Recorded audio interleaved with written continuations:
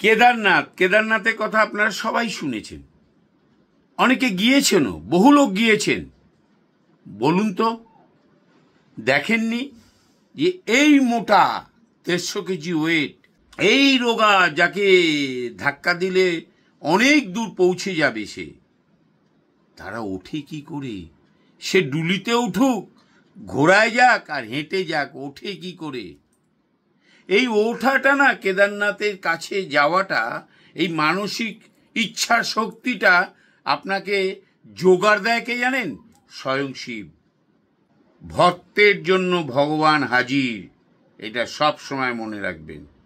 ভক্তের জন্য ভগবান হাজির হয়। আপনি যে উঠছেন, আপনাকে দেখছে কিন্তু শিব। দেখবেন, গিয়ে যান, দেখবেন কত, বরঞ্চ মারা গিয়েছে হেলিকপ্টার ক্র্যাশ হয়ে মারা গিয়েছে, হেঁটে উঠেছে, মারা যায়নি কেউ। নমস্কার।